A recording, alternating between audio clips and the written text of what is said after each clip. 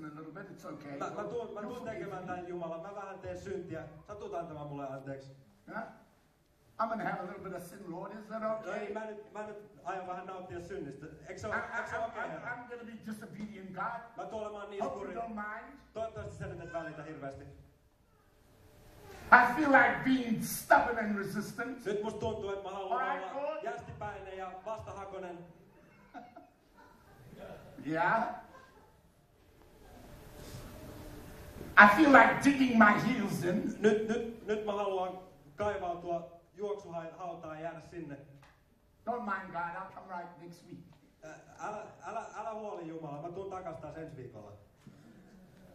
You know, the way we treat God is abominable. Siis tää miten me kohdellaan Jumalaa, se on kauhistus. Amen?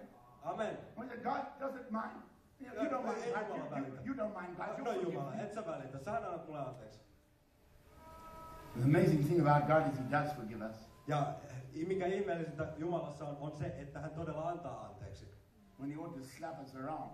Vaikka hän haluaisi antaa meille kunnon korvapuustin. Good and proper. Siis oikein kunnolla. Amen? Amen.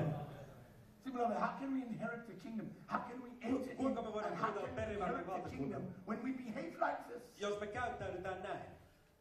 And then we want God to give us His authority Ja and me His halutaan power Jumala and antaa His meille anointing valtansa, and His voimansa ja gifts. voitelunsa, lahjansa.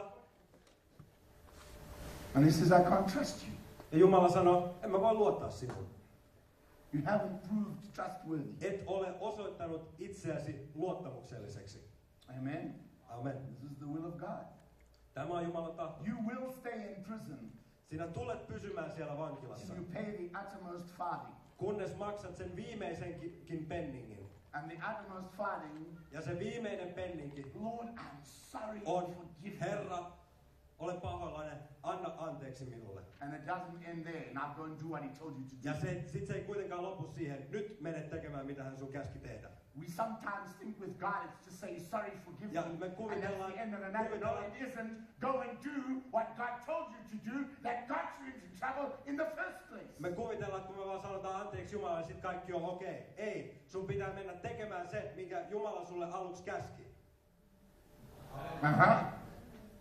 Or else you may get into a worse situation. Tai sitten sä voit joutua vielä pahempaan tilaan. The belly of the whale was far more disgusting for Jonah than Nineveh. Tää valan vatsa oli paljon kuvottavampi Joonalle kuin Ninive. Uh-huh. So when he decided this place is worse than going to Nineveh, what have I got to lose to go to Nineveh? God, get me out of this hovel. Kun hän sitten päätti, että okei, tää nyt on vielä pahempaa kuin mennä sinne Niniveen, niin sitten hän sanoi, että Jumala, auta mut täältä pois. And the word of God tells us that it was as bad as hell. Ja Jumalan sana sanoi, että se oli yhtä paha kuin helvetti. So when God got him out of the belly of the whale, he said, now go to Nineveh. Ja sitten kun Jumala hoiti hänet pois sieltä vatsasta, niin sitten hän sanoi, mene Niniveen, niin kuin mä käskin jo sua kauan sitten. Uh-oh. Some people got some giants to face. Joillakin ihmisillä on tämmöisiä mörköjä, joita he täytyy kohdata. Lord, we're just like grasshoppers. Herra, me ollaan vaan niinku heinäsirkkoja. Who told you you were a grasshopper? Kuka sanoi sulle, että sä olet heinäsirkka? Come on, who told you you were a grasshopper? Kuka sanoi sinulle, että sä olisit heinäsirkka?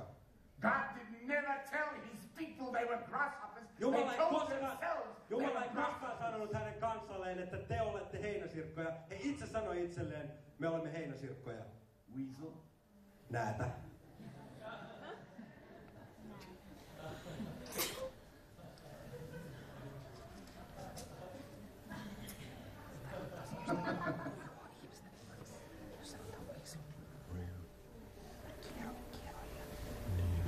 You have heard that it has been said, Te kuulitte sanotuksi.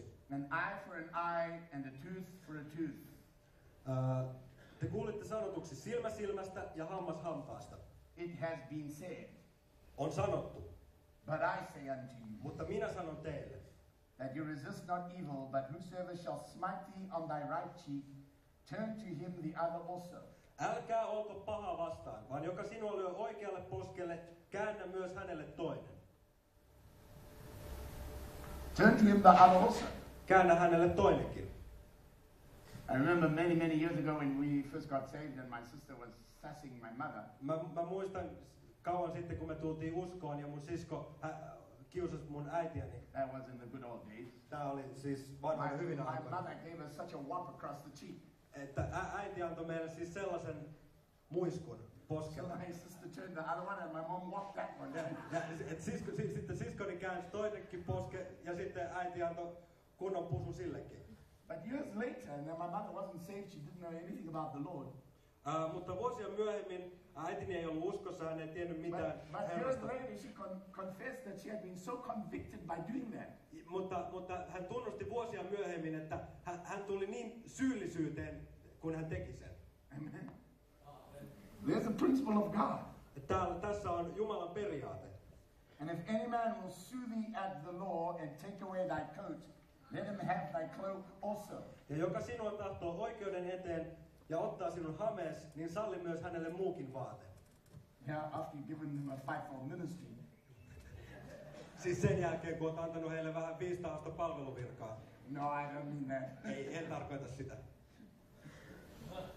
And whosoever shall compel thee Ja to joka, go a mile, go with him twain. ja joka sinua vaatii peninkulman, mene hänen kanssansa 2. Give to him that asketh thee, and from him that would borrow of thee, turn not thou away. Anna sille, joka sinulta anoo, ja älä käännä sinua siltä pois, joka lainan pyytää. You have heard that it has been said, thou shalt love thy neighbor and hate thine enemy. Te kuulitte sanotuksi, rakasta lähimmäistäs ja vihaa vihollistas. But I say unto you, love your enemies. Mutta minä sanon teille, rakastakaa vihollisianne. Yeah? Even when you want to punch their lights out, love them.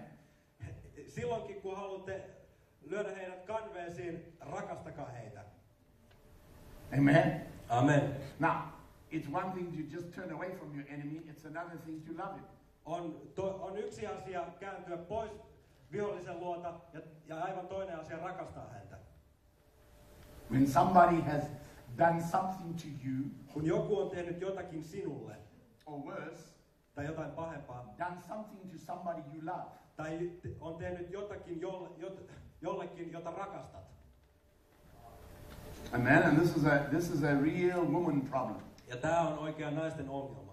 If you love your husband, Jos rakastat miestäsi, there's not an awful lot that do these days, but anyway, ja ei ole nykyään monia, jotka tekee niin, mutta kuitenkin, if you love your husband, jos rakastat miestäsi, be careful that you do not draw the sword on his behalf.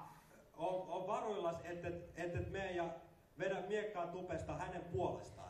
Especially in the ministry. Etenkin kun ollaan Herran When työssä. a congregation is attacking the pastor, Ja seurakunta hyökkää pastoria vastaan. the first thing the wife does is pull out the sword and she's going to hack down. Ja ensimmäinen asia, mitä vaimo tekee, on vetää miekan tupesta ja alkaa silpoa seurakuntaa kappaleiksi. And she ends up making a bad situation even worse. Ja hän tekee huonosta tilanteesta pahemman.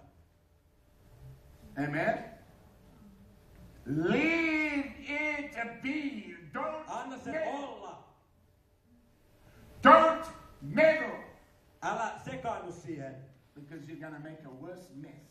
koska sä teet vielä pahemman sotkun aikaan. Saat vielä pahemman sotkun aikaan. One of the hardest things to do is to stand back Yksi vaikeimpia asioita on vaan perääntyä. and watch people that you love Ja katsoa ihmisiä, joita rakastat. get attacked Katsoa, kun he tulevat hyökätyksi. and just lay off.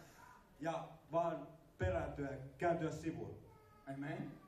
Because that's natural. That's natural man. Koska luonnollinen ihminen, It's the natural person, the natural mother that is going to fight for her children. sitä luonnollinen ihminen, luonnollinen äiti taistelee lastensa puolesta. Sometimes you just have to back